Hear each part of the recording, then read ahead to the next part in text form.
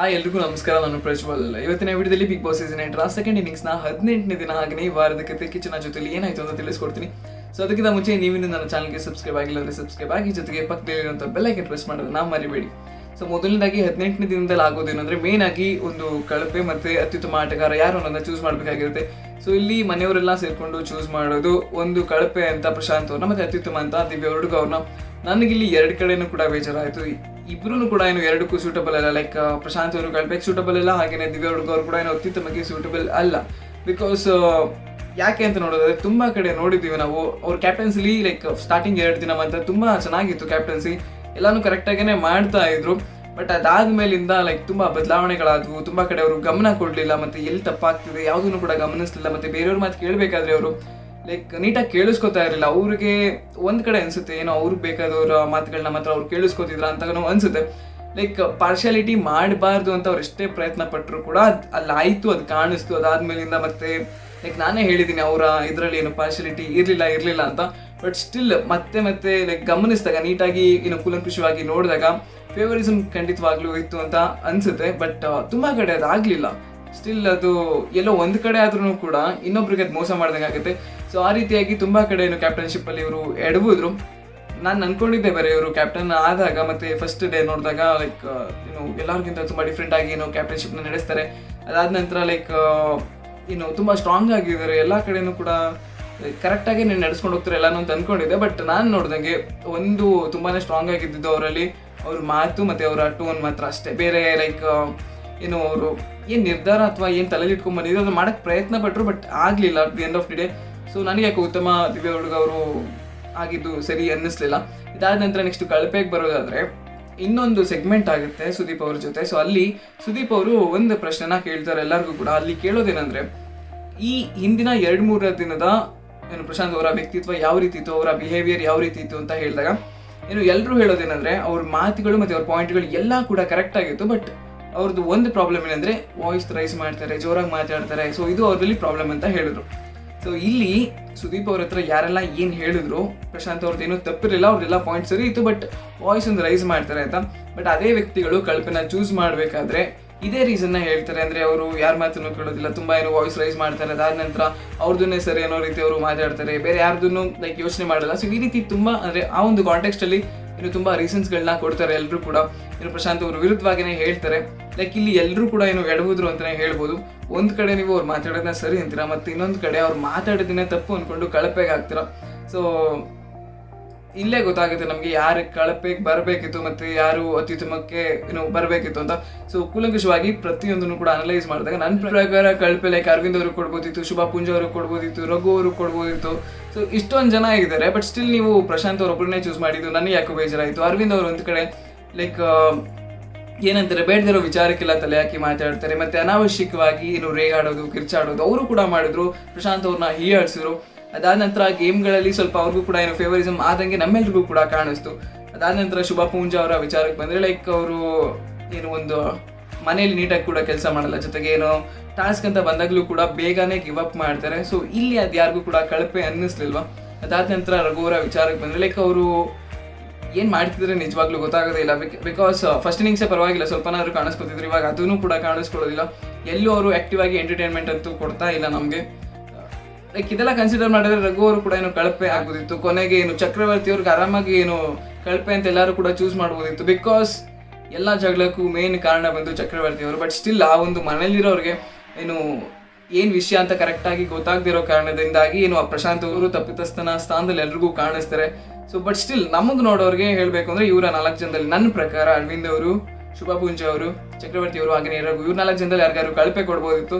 ಮತ್ತೆ ಈ ಕಡೆ ಅತ್ಯುತ್ತಮ ಅಂತ ನೋಡೋದಾದ್ರೆ ಹುಡುಗರಲ್ಲೇ ಯಾರಿಗಾರು ಕೊಡ್ಬೋದಿತ್ತು. ಬಿಕಾಸ್ ಅಡುಗೆ ಕೆಲಸನ ಅವರೇ ಮಾಡಿದ್ರು, ಟಾಸ್ಕಲ್ಲೂ ಭಾಗವಹಿಸಿದ್ರು, ಬೇರೆ ಕೆಲಸಗಳನ್ನು ಮಾಡಿದ್ರು. ಸೊ ಲೈಕ್ ಪ್ರಶಾಂತ್ ಅವರು ಜೈಲಲ್ಲಿ ಹೋದ್ಮೇಲೆ ಒಂದೊಂದು ಮಾತು ಹೇಳ್ತಾರೆ, ನಾನೆಲ್ಲೋ ನನಗೆ ಅತ್ಯುತ್ತಮ ಕೊಡ್ತಾರೆ ಅಂತ ನಾನು ಅನ್ಕೊಂಡಿದ್ದೆ, ಸೀರಿಯಸ್ ಆಗಿ ಅನ್ಕೊಂಡಿದ್ದೆ. ಬಿಕಾಸ್ ನಾನು ಅಡುಗೆ ಮನೆಯಲ್ಲಿ ಕೆಲಸ ಎಲ್ಲ ಮಾಡಿದ್ದೆ, ಅಡುಗೆ ಮಾಡಿದ್ದೆ. ಲೈಕ್ ನಾನು ಆದಷ್ಟು ಹೊರಗಡೆನೂ ಕೂಡ ಪರ್ಫಾರ್ಮ್ ಮಾಡಿದ್ದೆ, ಎಲ್ಲರ ಜೊತೆ ಚೆನ್ನಾಗಿರೋಕ್ಕೆ ಟ್ರೈ ಮಾಡಿದೆ. ಬಟ್ ಸ್ಟಿಲ್ ಏನು ನನಗೇನೆ ಕಳಪೆ ಸಿಕ್ತು ಅಂತ ಅವರು ಮಾತಾಡ್ತಿರ್ತಾರೆ.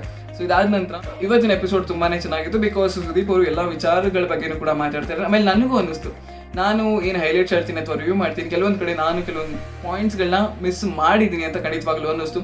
ಸೊ ಇದೆಲ್ಲ ಕನ್ಸಿಡರ್ ಮಾಡಿ, ಅಂದರೆ ಪ್ರತಿ ಒಂದು ವಾರದಲ್ಲಿ ಏನೆಲ್ಲ ಆಯಿತು ಅದೆಲ್ಲಾನು ಕೂಡ ಸುದೀಪ್ ಅವರು ಮಾತಾಡ್ತಾರೆ. ಯಾರ್ಯಾರ ವಿರುದ್ಧ ಜಗಳ ಆಯಿತು ಮತ್ತು ಯಾಕಾಯಿತು, ಮತ್ತು ಇದಕ್ಕೆ ಮೇನ್ ಆಗಿ ಯಾರು ಕಾರಣಕರ್ತರಾಗಿದ್ರು ಪ್ರತಿಯೊಂದನ್ನು ಕೂಡ ಸುದೀಪ್ ಅವರು ಮಾತಾಡ್ತಾರೆ. ಸೊ ಈಗ ಸುದೀಪ್ ಅವ್ರ ಎಂಟ್ರಿ ಆದಮೇಲೆ ಫಸ್ಟ್ ಅವರು ಮಾತಾಡೋ ವಿಷಯ ಬಂದು ಔಟ್ಫಿಟ್. ಹೋದ ವಾರ ಯಾರು ಚೆನ್ನಾಗಿ ಡ್ರೆಸ್ ಮಾಡ್ಕೋತೀರಾ ಅಂತ ಹೇಳಿರ್ತಾರೆ. ಸೊ ಈಗ ಅದ್ರ ಬಗ್ಗೆನೇ ಫಸ್ಟ್ ಮಾತಾಡ್ತಾರೆ. ಅದಾದ ನಂತರ ಇನ್ಸ್ಟಾಗ್ರಾಮಲ್ಲಿ ನಾವು ಜಾಸ್ತಿ ಯಾರಿಗೆ ಲೈಕ್ಸ್ ಬರುತ್ತೆ ಅವ್ರಿಗೆ ಈ ಒಂದು ಪ್ರಶಸ್ತಿನ ಕೊಡ್ತೀವಿ, ಬೆಸ್ಟ್ ಔಟ್ಫಿಟ್ ಯಾರು ಹಾಕೊಂಡಿದ್ದೀರಾ ಅನ್ನೋದನ್ನ ಡಿಸೈಡ್ ಮಾಡಿ ಹೇಳ್ತೀವಿ ಅಂತ ಹೇಳ್ತಾರೆ. ಸೊ ಅದಾದ ನಂತರ ನೆಕ್ಸ್ಟ್ ಶಮಂತ್ ಅವ್ರ ಬಗ್ಗೆ ಮಾತಾಡ್ತಾರೆ. ಲೈಕ್ ಶಮಂತಿಗೆ ಒಂದು ಗೊಂಬೆ ಅನ್ಕೊಂಡ್ರೆ ಅದಕ್ಕೆ ಯಾರು ಕೀ ಕೊಡ್ತಾ ಇದ್ದಾರೆ ಮತ್ತೆ ಅದನ್ನ ಯಾರು ಆಟ ಆಡಿಸ್ತಿದ್ದಾರೆ, ಸೊ ಇದನ್ನೆಲ್ಲ ಕೇಳ್ತಾರೆ. ಆಗ ಮಂಜು ಅವರು ಪ್ರಶಾಂತ್ ಮತ್ತೆ ಚಕ್ರವರ್ತಿ ಇವರಿಬ್ರು ಆಟ ಆಡಿಸ್ತಿದ್ದಾರೆ ಅಂತ ಹೇಳಿದಾಗ, ಮತ್ತೆ ಲೈಕ್ ಪ್ರಶಾಂತ್ ಅವ್ರನ್ನ ಕೇಳಿದಾಗ ಪ್ರಶಾಂತ್ ಅವ್ರು ಹೇಳೋದು ಲೈಕ್ ಅವ್ನು ಗೊಂಬೆನೆ, ಬಟ್ ನಾನು ಅವನ್ನ ಆಟ ಆಡಿಸ್ತಿಲ್ಲ, ಜಸ್ಟ್ ಮುದ್ದು ಮಾಡ್ತೀನಿ ಅಂತ ಕ್ಯೂಟಾಗಿ ಹೇಳ್ತಾರೆ. ಅದಾದ ನಂತರ ಮತ್ತೆ ಶಮಂತ್ ಅವ್ರನ್ನ ಕೇಳಿದಾಗ ಲೈಕ್ ಎಲ್ಲ ಕಡೆನೂ ನೀವು ಸಿಗಾಕೋತೀರಾ, ಎಲ್ಲ ಜಗಳದಲ್ಲೂ ನೀವು ಇರ್ತೀರಾ, ಸೊ ಏನಾಗ್ತಿದೆ ಅಂತೆಲ್ಲ ಕೇಳಿದಾಗ ಶಮಂತ್ ಅವರು ಹೇಳೋದು ಲೈಕ್ ನಂದು ಏನು ಅಂದರೆ ಪ್ರಾಬ್ಲಮ್ಮು ಒಂದು ಇವರಿಬ್ರ ಜೊತೆ ಇರ್ತೀನಿ, ಮತ್ತು ಮನೆಯವರೆಲ್ಲರ ಜೊತೆನೂ ನಾನು ಇರಬೇಕು ಅಂದ್ಕೊಂಡಿರೋದೇ ನನ್ನ ತಪ್ಪು. ಲೈಕ್ ಇವಾಗ ಹೆಂಗಾಗ್ಬಿಟ್ಟಿದೆ ಅಂದರೆ ಯಾರಾದರೂ ಜಗಳ ಆಡ್ತಿದ್ರೆ ಅಥವಾ ಯಾರಾದರೂ ಜಗಳ ಆಡೋಕ್ಕೆ ಶುರು ಮಾಡಿಬಿಟ್ಟಿದ್ರೆ ನಾನು ಅಲ್ಲಿಂದ ಬೇರೆ ಕಡೆ ಹೋಗ್ಬಿಟ್ಟಿರ್ತೀನಿ. ಸೊ ಬೆಟರ್ ನಾನು ಜಾಸ್ತಿ ಅದರಲ್ಲಿ ಇನ್ವಾಲ್ವ್ ಆಗ್ತಿಲ್ಲ ಅಂತ ಶಮಂತ್ ಅವರು ಹೇಳ್ತಾರೆ. ಸೊ ಅದಾದ ನಂತರ ನೆಕ್ಸ್ಟ್ ದಿವ್ಯ ಸುರೇಶ್ ಆಗಿನೇ ಪ್ರಿಯಾಂಕಾ ತಿಮೇಶ್ ಅವ್ರ ಬಗ್ಗೆ ಸುದೀಪ್ ಅವರು ಮಾತಾಡ್ತಾರೆ. ಲೈಕ್ ಒಂದು ಮೊಟ್ಟೆ ಟಾಸ್ಕ್ ಏನಿತ್ತು, ಮೊಟ್ಟೆ ಹೊಡೆಯೋದು ತಲೆಗೆ, ಸೊ ಅದ್ರ ಬಗ್ಗೆ ಮಾತಾಡ್ತಾರೆ. ರೂಲ್ಸ್ ಇದ್ದಿದ್ದೇನೆ ಯಾರು ಕಣ್ಣಿಗೆ ಕಾಣಿಸ್ತೀರೋ ಅವ್ರ ತಲೆಗೆ ಮೊಟ್ಟೆ ಹೊಡಿಬೇಕು ಅಂತ, ಬಟ್ ಸ್ಟಿಲ್ ನೀವು ಮೊಟ್ಟೆ ಹೊಡಿಸ್ಕೊಂಡ್ಮೇಲೆ ವಾಪಸ್ ಅವ್ರಿಗೆ ರಿಯಾಕ್ಟ್ ಮಾಡ್ತೀರಾ, ಜೋರಾಗಿ ಹೊಡಿತೀರಾ. ಅದಾದ ನಂತರ ಲೈಕ್ ನೋಟೆಲ್ಲ ಹರಿದಾಕ್ತೀರಾ. ಸೊ ಇಷ್ಟೊಂದೆಲ್ಲ ಅವಶ್ಯಕತೆ ಇತ್ತಾ, ಬೇಕಿತ್ತಾ ಅಂತ ಕೇಳ್ತಾರೆ. ಸೊ ಅದಕ್ಕೆ ಮತ್ತೆ ಪ್ರಿಯಾಂಕಾ ಅವರು ಇಲ್ಲ ಸರ್ ನಾವು ರೀತಿ ಮಾಡಬಾರ್ದಿತ್ತು, ತಪ್ಪಾಯಿತು ಅಂತ ಹೇಳ್ತಾರೆ. ಲೈಕ್ ಇದನ್ನ ನೋಡಿದಾಗ ಖಂಡಿತವಾಗ್ಲೂ ಇವ್ರ ಮನಸ್ಸಲ್ಲಿ ಇರೋದು ನಿಜ ಹೇಳ್ತಿದಾರ ಅಥವಾ ಆ ಟೈಮ್ ಅಷ್ಟು ಕೋಪ. ಲೈಕ್ ಶಮಂತ್ನವ್ರನ್ನೆಲ್ಲ ಯಾವ ರೀತಿ ಆಟ ಆಡ್ಸಿದ್ರು, ಅವರು ದುಡ್ಡು ಕಿತ್ಕೊಂಡ್ರು, ಅದಾದ ನಂತರ ಧಮ್ಕಿ ಹಾಕಿದ್ರು, ಲೈಕ್ ಏನೆಲ್ಲ ಮಾಡಿದ್ರು ಪ್ರಿಯಾಂಕಾ ತಿಮೇಶ್ ಅವರು. ಬಟ್ ಇವತ್ತು ಸ್ಯಾಟರ್ಡೆ ಅಂತ ಬಂದ ತಕ್ಷಣ ಸುದೀಪ್ ಅವ್ರು ಎದುರಿಗಿದ್ದಾಗ ಎಲ್ಲರೂ ಕೂಡ ಸೈಲೆಂಟ್ ಆಗಿಬಿಡ್ತಾರೆ. ಲೈಕ್ ಸುದೀಪ್ ಅವ್ರು ಹೇಳಿದ್ನೆಲ್ಲನೂ ಕೂಡ ಕರೆಕ್ಟ್ ಅಂತ ಒಪ್ಕೊಂಡ್ಬಿಡ್ತಾರೆ. ಅವ್ರ ತಪ್ಪುಗಳೆಲ್ಲ ಕೂಡ ಅವತ್ತು ಅವ್ರ ಕಣ್ಣಿಗೆ ಕಾಣಿಸುತ್ತೆ. ಬಟ್ ಅವ್ರು ಆ ಟೈಮಲ್ಲಿ ಏನು ಮಾಡಿರ್ತಾರೆ ಯಾರಿಗೂ ಕೂಡ ಗೊತ್ತೇ ಆಗಿರೋದಿಲ್ವಾ, ಯಾರು ಯೋಚನೆ ಮಾಡೋ ಶಕ್ತಿನೇ ಇರೋದಿಲ್ವಾ ಅಂತ ಖಂಡಿತವಾಗ್ಲೂ ಅನ್ಸುತ್ತೆ. ಯಾಕಂದ್ರೆ ಸುದೀಪ್ ಅವ್ರು ಏನೇ ಹೇಳಿದ್ರು ಕೂಡ ಲೈಕ್ ಮಾತಾಡೋದಿಲ್ಲ ಅವರು. ಹೌದು ಸರ್ ನನ್ನ ತಪ್ಪಾಗಿದೆ ಅಂತ ಹೇಳ್ತಾರೆ, ಎಕ್ಸೆಪ್ಟ್ ಚಕ್ರವರ್ತಿ. ಸೊ ಅವರಂತೂ ಎಲ್ಲದಕ್ಕೂ ರೀಸನ್ ಕೊಡ್ತಾ ಹೋಗ್ತಾರೆ. ಅನಾವಶ್ಯಕ ಅಲ್ಲಿ ಗೊತ್ತಾಗ್ತಾ ಇದೆ ಸುಳ್ಳು ಹೇಳ್ತಿದ್ದಾರೆ ಅಂತ, ಬಟ್ ಸ್ಟಿಲ್ ಏನೋ ಒಂದು ಮಾಡಿ ಮುಚ್ಚಾಕಕ್ಕೆ ಟ್ರೈ ಮಾಡ್ತಿದ್ದಾರೆ. ಬಟ್ ಅಟ್ಟರ್ ವೇಸ್ಟ್ ಆಗುತ್ತೆ ಇವತ್ತು ಅವ್ರು ಏನೇ ಪ್ರಯತ್ನ ಮಾಡಿದ್ರು ಕೂಡ. ಇದಾದ ನಂತರ ನೆಕ್ಸ್ಟ್ ಶಮಂತ್ ಅವ್ರಿಗೆ ತುಂಬಾ ಚೆನ್ನಾಗಿ ಸಾಂಗ್ಸ್ ಬರೀತಿದ್ದೀರಾ, ಲೈಕ್ ಫ್ಯಾಂಟಾಸ್ಟಿಕ್ ಅಂತೆಲ್ಲ ಸುದೀಪ್ ಅವರು ಹೇಳ್ತಾರೆ. ಅದಾದ ನಂತರ ನನಗೆ ಈ ರೀತಿ ಶಮಂತ್ನ ನೋಡೋಕೆ ತುಂಬ ಇಷ್ಟ ಆಗುತ್ತೆ, ತುಂಬ ಚೆನ್ನಾಗಿ ಬರೀತೀರಾ, ನೀವು ಹಾಡ್ತೀರಾ, ಮ್ಯೂಸಿಕ್ನ ಚೆನ್ನಾಗಿ ಮಾಡ್ತೀರಾ, ಸೊ ಇದೇ ರೀತಿ ಕಂಟಿನ್ಯೂ ಮಾಡಿ ಅಂತ ಶ್ಲಾಘಿಸ್ತಾರೆ ಅವ್ರನ್ನ. ಸೊ ಇದಾದ ನಂತರ ನೆಕ್ಸ್ಟ್ ಸುದೀಪ್ ಅವರು ದಿವ್ಯ ಹುಡುಗ ಅವ್ರಿಗೆ ಕೇಳ್ತಾರೆ. ಲೈಕ್ ಈ ವಾರ ನೀವು ಮನೆ ಕ್ಯಾಪ್ಟನ್ ಆಗಿದ್ರಿ, ಜೊತೆಗೆ ಎಲ್ಲ ಉಸ್ತುವಾರಿ ನಿಮ್ಮದೇ ಆಗಿತ್ತು, ಅದ್ರ ಜೊತೆ ಮನೇಲಿ ಅರವಿಂದ್ ಇರೋ ಕಾರಣ ನಿಮಗೆ ಕೆಲವೊಂದು ಡಿಸಿಷನ್ ತಗೋಬೇಕಾದ್ರೆ ಕನ್ಫ್ಯೂಷನ್ ಏನಾದರೂ ಆಯ್ತಾ ಅಂತ ಕೇಳ್ತಾರೆ. ಸೊ ಇಲ್ಲಿ ದಿವ್ಯ ಹುಡುಗ ಅವರು ಏನು ಕನ್ಫ್ಯೂಷನ್ ಆಗಿಲ್ಲ, ಎಲ್ಲರನ್ನೂ ನಾನು ಒಂದೇ ರೀತಿ ನೋಡ್ತಾ ಇದೆ ಅಂತ ಹೇಳ್ತಾರೆ. ಇದಾದ ನಂತರ ಜಲಚಕ್ರ ಏನು ಟಾಸ್ಕ್ ಇತ್ತು ಅಂದರೆ ಮ್ಯೂಸಿಕಲ್ ಚೇರ್ತಾರೆ ಎಲ್ಲರನ್ನೂ ಕೂರಿಸ್ಬಿಟ್ಟು ಆ ಒಂದು ಬಲೂನ್ನ ತಳ್ಳಿ ಯಾರ ತಲೆಗೆ ಅದು ಬೀಳುತ್ತೆ ಅವ್ರು ಔಟ್ ಆಗ್ತಾರೆ. ಸೊ ಈ ಟಾಸ್ಕ್ ಏನಿತ್ತು ಇದ್ರ ಬಗ್ಗೆ ಕೇಳ್ತಾರೆ, ಇದರಲ್ಲಿ ಏನಾದರೂ ಮೋಸ ಆಯ್ತಾ ಅಂತ ಪ್ರತಿಯೊಬ್ಬರೂ ಕೇಳಿದಾಗ ಎಕ್ಸೆಪ್ಟ್ ಪ್ರಶಾಂತ್ ಸಂಬರ್ಗಿ ಮಿಕ್ದವರೆಲ್ಲರೂ ಕೂಡ ಮೋಸ ಏನೂ ಆಗಿಲ್ಲ, ದಿವ್ಯ ಹುಡುಗ ಕರೆಕ್ಟಾಗೇ ಆಡಿದ್ದಾರೆ ಅಂತ ಹೇಳ್ತಾರೆ. ಬಟ್ ಪ್ರಶಾಂತ್ ಸಂಬರ್ಗಿ ಅವ್ರು ಮಾತ್ರ ಅಲ್ಲಿ ಮೋಸ ಆಯಿತು, ಚಕ್ರವರ್ತಿಗೆ ಮೋಸ ಆಯಿತು. ಲೈಕ್ ಇನ್ ಬಿಟ್ವೀನ್ ಅವರು ಫೌಲ್ ಅಂತ ಹೇಳಿದ್ಕಿನ ಚಕ್ರವರ್ತಿ ನಿಂತ್ಕೊಂಡಿದ್ದು, ಇಲ್ಲ ಅಂದಿದ್ರೆ ಅವನು ಆಡ್ತಾ ಇದ್ದ ಅಂತ ಪ್ರಶಾಂತ್ ಅವ್ರು ಹೇಳ್ತಾರೆ.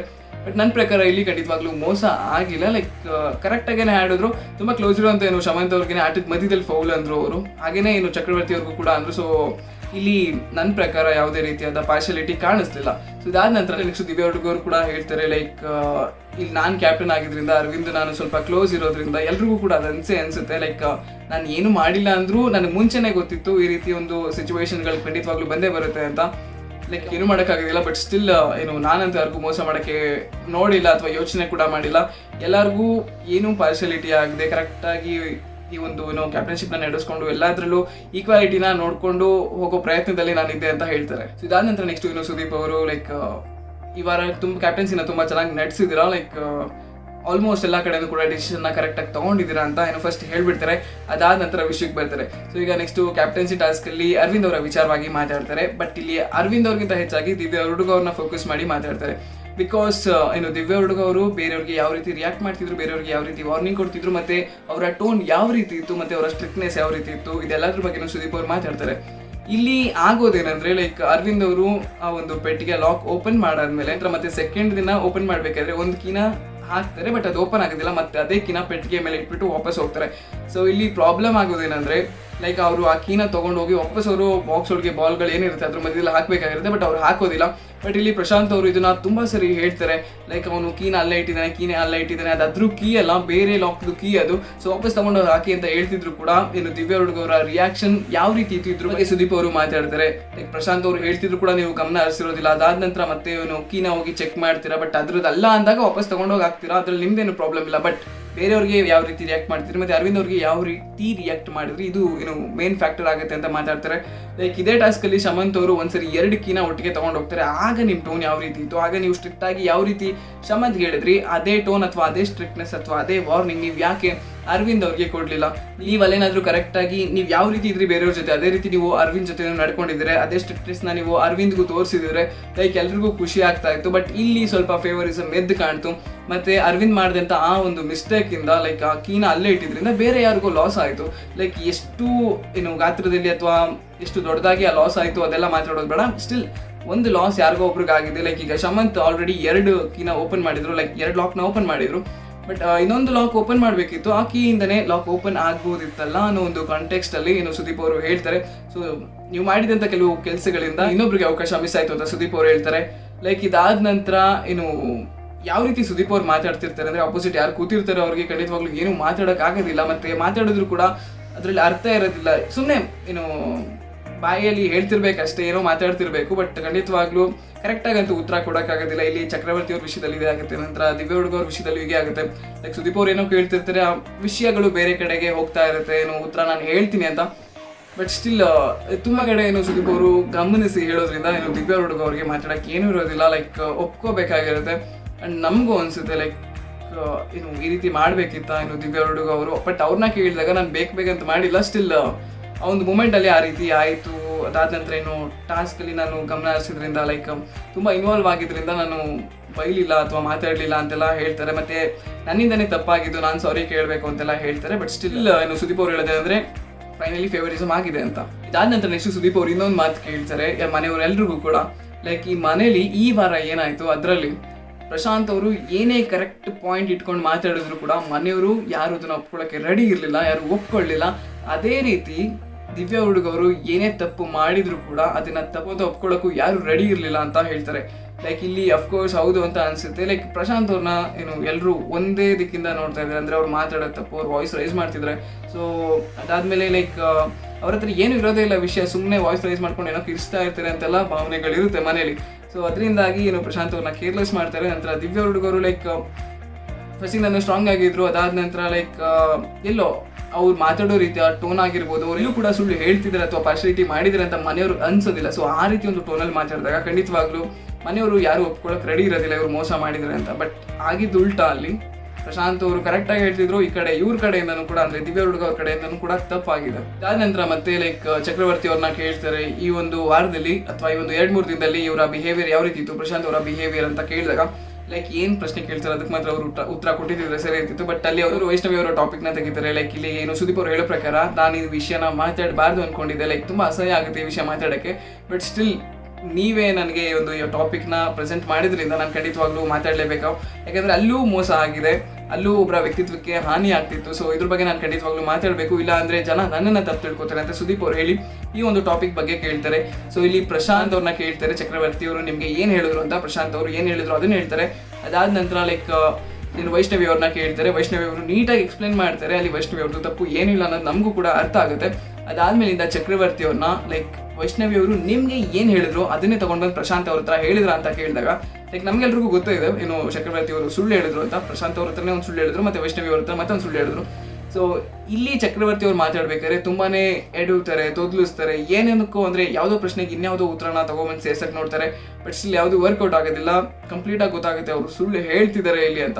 ಲೈಕ್ ಸುದೀಪ್ ಅವರು ಕೂಡ ತುಂಬಾನೇ ಜೋರಾಗಿ ಮಾತಾಡ್ತಾರೆ ಚಕ್ರವರ್ತಿ ಅವ್ರ ಜೊತೆ ಈ ಒಂದು ವಿಷಯವಾಗಿ. ಲೈಕ್ ಅಪ್ಪಿ ಏನಾದರೂ ಪ್ರಶಾಂತ್ ಹೋಗಿ ವೈಷ್ಣವಿ ಅವ್ರನ್ನ ಕೇಳಿರ್ಲಿಲ್ಲ ಅಂದಿದ್ರೆ ವೈಷ್ಣವಿ ಅವರ ವ್ಯಕ್ತಿತ್ವ ಇವಾಗ ಏನಾಗಿರ್ತಿತ್ತು, ಲೈಕ್ ಎಲ್ಲರೂ ಏನು ತಿಳ್ಕೊತಿದ್ರು ವೈಷ್ಣವಿ ಅವ್ರ ಬಗ್ಗೆ, ಮತ್ತೆ ಪ್ರಶಾಂತ್ ಅವ್ರಿಗೆ ಇನ್ನು ವೈಷ್ಣವಿ ಅವ್ರ ಬಗ್ಗೆ ಏನೆಲ್ಲ ಅನ್ಸಿರ್ತಿತ್ತು.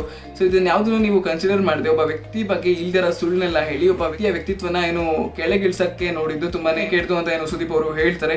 ಬಟ್ ಚಕ್ರವರ್ತಿ ಅವರು ತುಂಬಾ ಪ್ರಯತ್ನ ಮಾಡ್ತಾರೆ ಬೇರೆ ಉತ್ತರಗಳನ್ನ ಕೊಡೋಕೆ, ಬೇರೆ ಉತ್ತರಗಳನ್ನ ಸೇರಿಸೋಕೆ. ಲೈಕ್ ಅವರ ಯಾವ ಉತ್ತರಗಳು ಕೂಡ ಏನು ಅಕ್ಸೆಪ್ಟಬಲ್ ಆಗಿರೋದಿಲ್ಲ.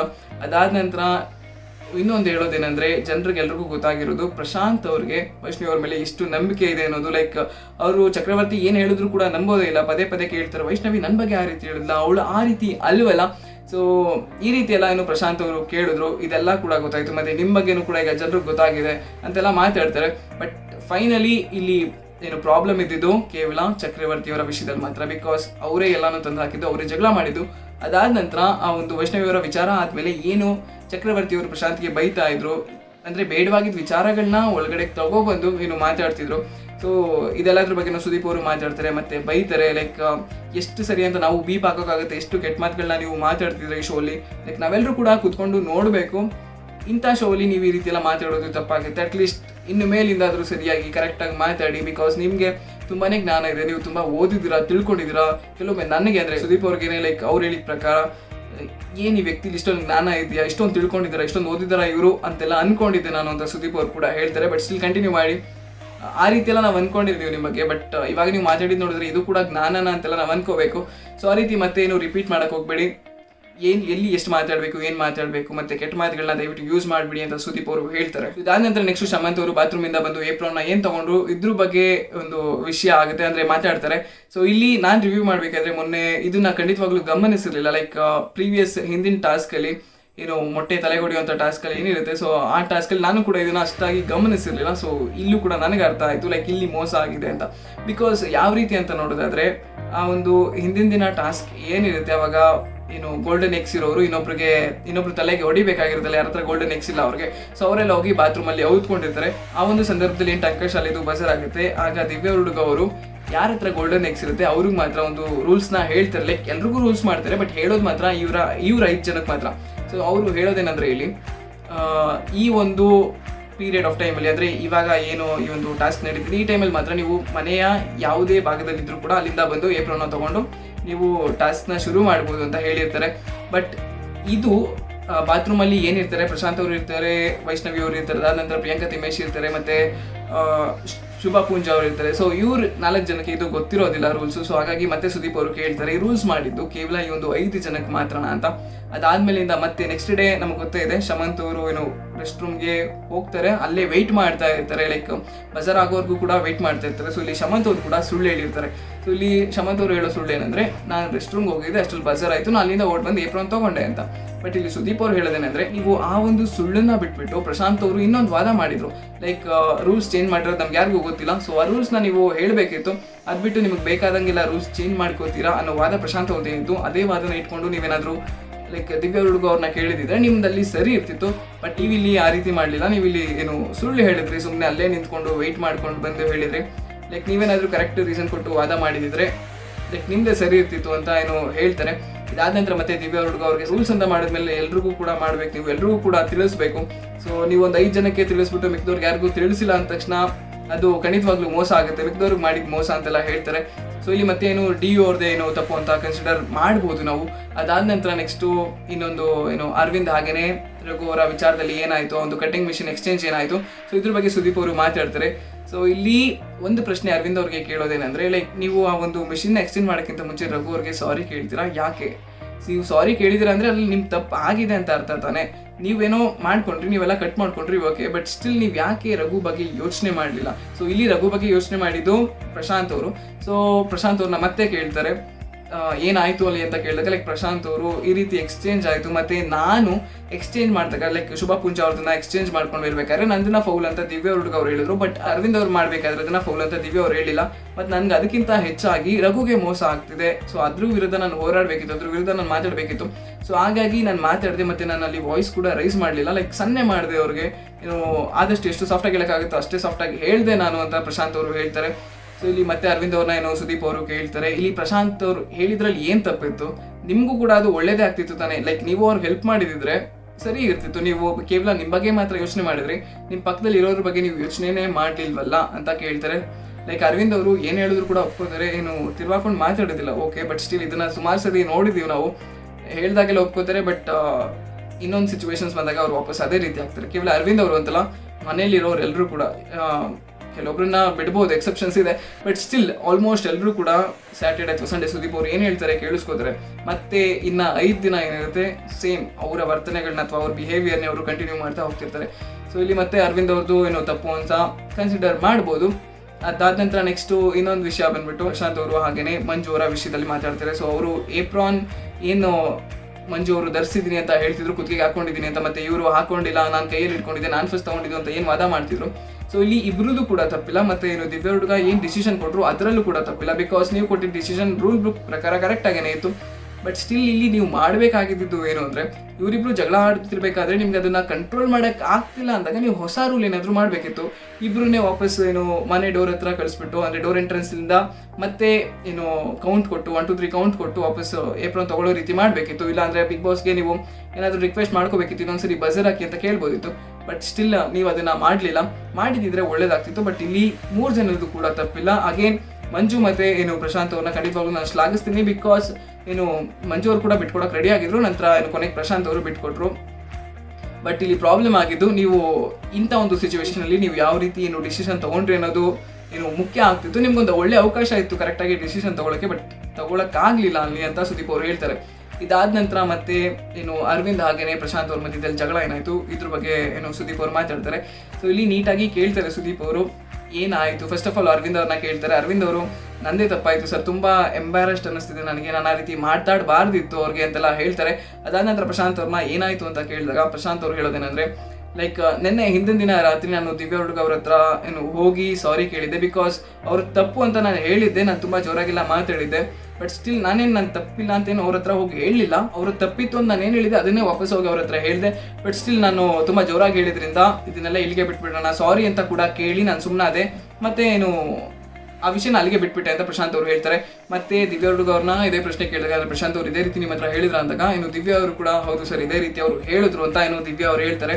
ಅದಾದ ನಂತರ ಮತ್ತೆ ಅರವಿಂದ್ ಅವ್ರನ್ನ ಕೇಳ್ತಾರೆ ಹೆಂಗೆ ಶುರುವಾಯಿತು ಇದು, ಲೈಕ್ ಬೇಡವಾಗಿತ್ತು, ಅನಾವಶ್ಯಕ, ಎಲ್ಲ ಮುಗ್ದೋಗ್ಬಿಟ್ಟಿತ್ತು, ಈ ವಾರದ್ದೆಲ್ಲ ಟಾಸ್ಕು ಮುಗ್ದಿತ್ತು, ಹೊಸದಾಗಿ ಏನು ವಿಷಯ ಇರಲಿಲ್ಲ, ಸುಮ್ಮನೆ ನೀವೇನೇ ತೆಗೆದ್ರಿ ಅಂತ ಏನು ಅರವಿಂದ್ ಅವ್ರಿಗೆ ಹೇಳ್ತಾರೆ. ನಂತರ ಪ್ರಶಾಂತ್ ಅವ್ರು ಕೂಡ ಅದನ್ನೇ ಹೇಳ್ತಾರೆ, ಲೈಕ್ ನಾನು ಎಲ್ಲನೂ ಕೂಡ ಏನು ಮುಗ್ದಿದೆ ಅಂತ ಅಲ್ಲೇ ಮರ್ತ್ಬಿಟ್ಟು ಸುಮ್ಮನೆ ಇದ್ದೆ. ಬಟ್ ಯಾವಾಗ ಏನು ಬಿಗ್ ಬಾಸ್ ಅವರು ಏನು ದಿವ್ಯ ಹುಡುಗ ಅವರ ಕ್ಯಾಪ್ಟನ್ ಮುಗಿತು ಅಂತಾರೆ ಆಗ ನಾನು ಗುಡ್ ಕ್ಯಾಪ್ಟನ್ಸಿ ಅಂತ ಹೇಳಿದೆ. ಸೊ ಆಗ ಅರವಿಂದ್ ಅವರು ಸುಮ್ಮನೆ ಇದ್ದಿದ್ರೆ ಸರಿ ಇರ್ತಿದ್ದು. ಬಟ್ ಅವರೇ ನನ್ನನ್ನು ಪ್ರವೋಕ್ ಮಾಡಿದ್ದು, ನೀವು ಹೇಳಿದ್ರಲ್ಲಿ ಏನು ಹಿಂದೆ ಒಂದು ಹೇಳ್ತೀರಾ ಮುಂದೆ ಒಂದು ಹೇಳ್ತೀರಾ, ಸುಳ್ಳು ಹೇಳ್ತೀರಾ ನೀನು ಅಂತೆಲ್ಲ ಹೇಳಿದ್ರು. ಸೊ ಹಾಗಾಗಿ ನಾನು ವಾಯ್ಸ್ ರೈಸ್ ಮಾಡಬೇಕಾಗಿ ಬಂತು. ಬಿಕಾಸ್ ನಾನು ಅಷ್ಟು ಸಾರಿ ಹೇಳಿದ್ರು ಕೂಡ ಇವ್ರು ಅರ್ಥ ಮಾಡ್ಕೊಳ್ಳದೆ ವಾಪಸ್ ನನಗೇನೆ ಮಾತಾಡ್ತಿದ್ದಾರೆ ಅಂತ ಕಾರಣದಿಂದಾಗಿ ನಾನು ಜೋರಾಗಿ ಮಾತಾಡಿದೆ ಅಂತ ಏನು ಹೇಳ್ತಾರೆ. ಅದಾದಂಥ ಸುದೀಪ್ ಅವರು ಕೂಡ ನೀವು ಮಾತಾಡಿದ್ರಲ್ಲಿ ತಪ್ಪು ಅಂತ ಏನು ಅನಿಸ್ಲಿಲ್ವ, ನಿಮ್ಮದು ಕರೆಕ್ಟಾಗಿತ್ತ ಅಂತ ಕೇಳಿದಾಗ ಪ್ರಶಾಂತ್ ಅವರು ಅವರ ಒಂದು ಏನು ಮಾತಿನಲ್ಲಿ ನಿಲ್ತಾರೆ. ಅವರು ಹೌದು ನಂದು ಕರೆಕ್ಟಾಗಿತ್ತು ಸರ್, ನಾನು ಅಲ್ಲಿ ಮಾತಾಡಿದ್ದು ಕರೆಕ್ಟಾಗೇನೆ ಇತ್ತು, ಏನು ಲೈಕ್ ನನಗೇನು ಅನ್ನಿಸ್ಲಿಲ್ಲ, ಯಾಕಂದರೆ ನನ್ನ ಆತ್ಮಸಾಕ್ಷಿ ನಾನು ಕರೆಕ್ಟ್ ಆಗಿದೆ ಅಂತ ಪ್ರಶಾಂತ್ ಅವರು ಹೇಳ್ತಾರೆ. ಲೈಕ್ ಹಂಗೆ ನೋಡೋದಾದ್ರೆ ಪೂರ್ತಿ ಎಪಿಸೋಡ್ಗೆಲ್ಲ ನೋಡಬೇಕಾದ್ರೆ ಪ್ರಶಾಂತ್ ಅವ್ರು ತಪ್ಪೇ ಮಾಡಿಲ್ವಾ ಅಂತ ಅನ್ಸುತ್ತೆ. ಲೈಕ್ ಕರೆಕ್ಟಾಗಿಯೇ ಹೇಳ್ತಾರೆ, ಅವ್ರು ಏನು ನೋಡಿರ್ತಾರೆ ಅದ್ರ ಬಗ್ಗೆನೇ ಮಾತಾಡ್ತಾರೆ. ಮತ್ತು ಅದನ್ನೇ ಪಾಯಿಂಟಾಗಿ ಇಟ್ಕೊಂಡು ಅವರು ಪ್ರೂವ್ ಮಾಡೋಕ್ಕೆ ಟ್ರೈ ಮಾಡ್ತಾ ಇರ್ತಾರೆ. ಬಟ್ ಸ್ಟಿಲ್ ಯಾರು ಹೋಗ್ತಾ ಇರಲ್ಲ, ಅದೊಂದೇ ಪ್ರಾಬ್ಲಮ್ ಆಗಿರೋದು ಮನೇಲಿ. ಇದಾದ ನಂತರ ಇನ್ನೊಂದು ವಿಷಯ ಬಂದು ಸುದೀಪ್ ಅವರು ಅರವಿಂದ್ ಅವ್ರಿಗೆ ಕೇಳೋದು, ನೀವು ಖಂಡಿತವಾಗ್ಲೂ ಇನ್ಫ್ಲೂಯೆನ್ಸ್ ಆಗಿದ್ದೀರಾ, ಯಾಕೆ ಮತ್ತು ಯಾರಿಂದ ಅಂತ ಕೇಳ್ತಾರೆ. ಅದಾದ ನಂತರ ಮತ್ತೆ ಏನು ಚಕ್ರವರ್ತಿ ಅವರ ವಿಷಯಕ್ಕೆ ಬರ್ತಾರೆ. ಲೈಕ್ ಅವರಿಂದನೇ ಎಲ್ಲ ಕೂಡ ಇನ್ಫ್ಲೂಯೆನ್ಸ್ ಆಗಿದ್ದು, ನೀವು ಯಾಕೆ ಅವ್ರ ಮಾತನ್ನ ಕೇಳಕ್ಕೆ ಹೋಗ್ತೀರಾ, ಮತ್ತೆ ನೀವೇ ಹೇಳ್ತಿದ್ರಿ ಇನ್ನೊಬ್ರು ಪರ್ಸನಲ್ ವಿಷಯದ ಬಗ್ಗೆ ಎಲ್ಲ ಮಾತಾಡಬಾರ್ದು ಅಂತ. ಬಟ್ ಈಗ ನೀವೇ ಏನು ಅವ್ರ ಮಾತುಗಳನ್ನ ಕೇಳ್ತಿದ್ದೀರಾ. ಅದಾದ ನಂತರ ನೀವು ಪ್ರಶಾಂತ್ ಅವ್ರಿಗೊಂದು ಮಾತು ಹೇಳಿದ್ರಿ, ಏನು ರಘುದೇನಾದ್ರೂ ಪ್ರಾಬ್ಲಮ್ ಇದ್ರೆ ಅವ್ನು ನನ್ನ ಹತ್ರ ಬಂದು ಮಾತಾಡಬೇಕು, ಶಮಂತ್ ಏನಾದರೂ ಇದ್ರೆ ಅವ್ನು ಮಾತಾಡಬೇಕು. ಬಟ್ ನೀವು ಯಾಕೆ ಈಗ ದಿವ್ಯ ಹುಡುಗ ಅವರ ವಿಚಾರಕ್ಕೆ ಹೋಗಿ ನೀವು ಮಾತಾಡಿದ್ರಿ, ಇಲ್ಲಿ ನಿಮ್ಮದು ತಪ್ಪಿಲ್ವಾ ಅಂತ ಕೇಳಿದಾಗ ಲೈಕ್ ಹೌದು ಅಂತ ಒಪ್ಕೋತಾರೆ ಅರವಿಂದ್ ಅವರು. ಅದಾದ ನಂತರ ಕೊನೆಗೆ ಮತ್ತೆ ಚಕ್ರವರ್ತಿಯವರ ವಿಷಯಕ್ಕೆ ಬಂದು ಲಾಸ್ಟ್ ಇದೇ ವಾರ ಇದೇ ಸ್ಟೇಜಲ್ಲಿ ನಾನು ನಿಮಗೆ ಇನ್ನು ಮಂಜು ಅವ್ರ ವಿರುದ್ಧ ಮಾತಾಡಿ ನಿಮ್ಮ ಪರ ನಿಂತ್ಕೊಂಡೆ. ಬಿಕಾಸ್ ಅವರು ನಿಮ್ಮ ಪರ್ಸ್ನಲ್ ವಿಷಯಕ್ಕೆ ಬಂದರು ಅನ್ನೋದ್ರ ಮೇಲೆ. ಬಟ್ ಈಗ ನೀವು ಮಾಡಿದ್ದೇನು, ನಾನು ನಿಮ್ಮ ಪರವಾಗಿ ನಿಂತೆ, ಬಟ್ ನೀವು ನನ್ನ ವಿರುದ್ಧವಾಗಿಯೇ ಹೋದ್ರಿ. ಲೈಕ್ ಇನ್ನು ಪ್ರಶಾಂತ್ ಅವರ ಪರ್ಸ್ನಲ್ ವಿಷಯಗಳನ್ನ ತೊಗೊಂಡು ಬಂದು ಇಲ್ಲೆಲ್ಲ ಮಾತಾಡಿದ್ರಿ. ಅವ್ರು ಯಾವ ಕಾರ್ ಯೂಸ್ ಮಾಡಿದ್ರೇನೋ, ಅವರು ಯಾವುದು ಏನು ಬ್ರೋಕರ್ ಮಾಡಿದ್ರೇನು, ಏನು ಮಾಡಿದ್ರೆ ನಿಮ್ಗೇನಾಯಿತು, ಅದನ್ನೆಲ್ಲ ಈ ಬಿಗ್ ಬಾಸ್ ಚೌಕಟ್ಟಿನ ಒಳಗಡೆ ನೀವು ಯಾಕೆ ತಂದ್ರಿ, ಇಲ್ಲಿ ನಿಮ್ಮದು ತಪ್ಪಿದೆ. ಸೊ ನಿಮ್ಮ ಪರ ನಾನು ಏನು ಮಾತಾಡಿದೆ ಅದ್ರ ವಿರುದ್ಧವಾಗಿಯೇ ಕಂಪ್ಲೀಟಾಗಿ ನೀವು ನಡ್ಕೊಂಡ್ರಿ ಅಂತ ಏನು ಚಕ್ರವರ್ತಿ ಅವರಿಗೆ ಸುದೀಪ್ ಅವರು ಹೇಳ್ತಾರೆ. ಸೊ ಇಲ್ಲಿ ಆಲ್ಮೋಸ್ಟ್ ಎಲ್ಲ ವಿಚಾರಗಳನ್ನೂ ಕೂಡ ಸುದೀಪ್ ಅವರು ಮಾತಾಡ್ತಾರೆ. ಯಾವ ಒಂದು ಸಿಂಗಲ್ ಟಾಪಿಕ್ನೂ ಕೂಡ ಬಿಡೋದಿಲ್ಲ, ಯಾರ ತಪ್ಪು ಯಾರ ಸರಿ ಕಂಪ್ಲೀಟಾಗಿ ಅವ್ರಿಗೇನೆ ಅರ್ಥ ಮಾಡಿಸ್ತಾರೆ. ಬಟ್ ಆಗಲೇ ನಾನು ಹೇಳ್ದಂಗೆ ಒಂದು ಈ ಮನೇಲಿ ಏನಂದರೆ ಸ್ಯಾಟರ್ಡೆ ಸಂಡೇ ಎಲ್ಲನೂ ಹ್ಞೂ ಸರಿ ಆಯಿತು ಸರ್ ಮತ್ತೆ ಮಾಡಲ್ಲ ಅಂತೆಲ್ಲ ಒಪ್ಕೋತಾರೆ. ಬಟ್ ನೆಕ್ಸ್ಟ್ 5 ಡೇಸಲ್ಲಿ ವಾಪಸ್ ಅದೇ ರಿಪೀಟ್ ಆಗಿರುತ್ತೆ. ಸೊ ನೋಡೋಣ ಈಗ ವಾಪಸ್ ನೆಕ್ಸ್ಟ್ ವೀಕಲ್ಲಿ ಏನಾಗುತ್ತೆ ಅಂತ ಗೊತ್ತಿಲ್ಲ. ಇದಾದ ನಂತರ ಮತ್ತೆ ನೆಕ್ಸ್ಟ್ ಈಗ ಯಾರ್ದು ಔಟ್ಫಿಟ್ ಚೆನ್ನಾಗಿದೆ ಅನ್ನೋದ್ರ ಬಗ್ಗೆ ಏನು ಇನಿಷಿಯಲಿ ಅಂದರೆ ಸ್ಟಾರ್ಟಿಂಗಲ್ಲಿ ಡಿಸ್ಕಸ್ ಮಾಡಿದ್ರು. ಸೊ ಅದನ್ನು ಮತ್ತೆ ಟಾಪಿಕ್ ತರ್ತಾರೆ ಸುದೀಪ್ ಅವರು. ಸೊ ಇದನ್ನು ತೊಗೊಂಡು ಬಂದು ಲೈಕ್ ಯಾರಿಗೆ ಎಷ್ಟೆಲ್ಲ ಓಟ್ಸ್ ಬಿದ್ದಿದೆ, ಯಾರಿಗೆ ಎಷ್ಟು ಲೈಕ್ ಮಾಡಿದ್ದಾರೆ, ಮತ್ತು ಮನೆಯವ್ರದ್ದು ಓಟ್ಸ್ಗಳನ್ನೆಲ್ಲ ಕನ್ಸಿಡರ್ ಮಾಡಿಬಿಟ್ಟು ಹೇಳ್ತಾರೆ. ಸೊ ಹುಡುಗರಲ್ಲಿ ಅರವಿಂದ್ KP ಅವರು ಒಳ್ಳೆ ಔಟ್ಫಿಟ್ ಧರಿಸಿದ್ದಾರೆ ಅಂತ ಏನು ಡಿಸೈಡ್ ಆಗುತ್ತೆ. ಅದಾದ ನಂತರ ಹುಡುಗಿರಲ್ಲಿ ಇನ್ನು ವೈಷ್ಣವಿ ಅವರು ಒಳ್ಳೆ ಔಟ್ಫಿಟ್ ಧರಿಸಿದ್ದಾರೆ, ಚೆನ್ನಾಗಿ ಕಾಣ್ತಿದ್ದಾರೆ ಅಂತ ಡಿಸೈಡ್ ಆಗುತ್ತೆ. ಸೊ ಇದಾದ ನಂತರ ಕೊನೆಯದಾಗಿ ಮತ್ತೆ ಇನ್ನು ಶಮಂತ್ ಅವ್ರ ಕೈಲಿ ಯಾವುದಾದ್ರೂ ಒಳ್ಳೆ ಹಾಡನ್ನು ಹಾಡಿ ಈ ಮೂಮೆಂಟ್ಗೆ ಅಂತೆಲ್ಲ ಹೇಳ್ತಾರೆ. ಸೊ ಮನಸ್ಸಿಂದ ಯಾರೂ ಕೆಟ್ಟವರಲ್ಲ, ಈ ಸಾಂಗ್ನ ಶಮಂತ್ ಅವರು ಹಾಡ್ತಾರೆ. ಇದಾದ ನಂತರ ಮತ್ತೆ ನಾಮಿನೇಷನ್ಸ್ ಇದೆ ಅಥವಾ ಎಲಿಮಿನೇಷನ್ಸ್ ಇದೆ ನಾಳೆ, ಅದಕ್ಕಾಗಿ ನಾನು ಕಾಯ್ತಿರ್ತೀನಿ ಯಾರನ್ನಾದ್ರೂ ಒಬ್ಬರನ್ನ ಇಲ್ಲಿ ನಾನು ಕರೆಸ್ಕೊಳ್ಳೋಕ್ಕೆ ಅಂತ ಸುದೀಪ್ ಅವ್ರು ಹೇಳ್ತಾರೆ. ಸೊ ಈ ರೀತಿ ಮಾತಾಡ್ತೀವಿ, ಒಂದು ಎಪಿಸೋಡ್ನ ಕಂಪ್ಲೀಟ್ ಆಗುತ್ತೆ. ಸೊ ಈಗ ಈ ಎಪಿಸೋಡ್ ನೋಡಿದ್ಮೇಲೆ ನಿಮ್ಗೆ ಏನು ಅನಿಸ್ತು ನನಗೆ ಕಮೆಂಟ್ ಮಾಡಿ ತಿಳಿಸಿ. ಸುದೀಪ್ ಅವ್ರು ಯಾವ ರೀತಿ ಮಾತಾಡಿದ್ರು, ನನ್ನ ಪ್ರಕಾರ ಒಂದು ತಪ್ಪನ್ನು ಕೂಡ ಅವರಲ್ಲಿ ಕಂಡುಹಿಡಿಯೋಕ್ಕಾಗಲ್ಲ ನನ್ನ ಕೈಲಿ. ಸೊ ತುಂಬಾ ಕರೆಕ್ಟಾಗಿ ಮಾತಾಡ್ತಾರೆ, ಎಲ್ಲ ಪಾಯಿಂಟಲ್ಲೂ ಕೂಡ ಏನು ವ್ಯತ್ಯಾಸ ಆಗಬಾರ್ದು, ಇದು ಸರಿ ಅಂದರೆ ಇದು ಸರಿ, ಇದು ತಪ್ಪು ಅಂದರೆ ತಪ್ಪು, ಆ ರೀತಿ ಒಪ್ಕೊಳ್ಳೋ ರೀತಿ ಅವರು ಮಾತಾಡ್ತಾರೆ. ಮತ್ತು ಅದು ಕರೆಕ್ಟಾಗೂ ಇರುತ್ತೆ ಕೂಡ, ಏನು ನಾವು ತಿರುವಾಕೊಂಡು ಮಾತಾಡೋ ಹಾಗೆ ಇಲ್ಲ, ನೀವು ಹೇಳಿದ ತಪ್ಪು ಅಥವಾ ನೀವು ಹೇಳಿದ ಸರಿ ಇಲ್ಲ ಅಂತ. ಸೊ ಅಷ್ಟು ಚೆನ್ನಾಗಿ ಸುದೀಪ್ ಅವರು ಮಾತಾಡ್ತಾರೆ, ಪ್ರತಿಯೊಂದು ಕೂಡ ಅನಲೈಸ್ ಆಗಿರುತ್ತೆ. ಸೊ ನಿಮ್ಗೇನು ಅನಿಸುತ್ತೆ ಈ ಒಂದು ಎಪಿಸೋಡ್ ನೋಡಿದ ತಕ್ಷಣ ಅಂತ ನನಗೆ ಕಮೆಂಟ್ ಮಾಡಿ ತಿಳಿಸಿ. ಮತ್ತು ನಾನು ಮುಂದಿನ ವೀಡಿಯೋದಲ್ಲಿ ಭೇಟಿ ಆಗ್ತೀನಿ. ಅಲ್ಲಿವರೆಗೂ thank you so much, love you all, take care.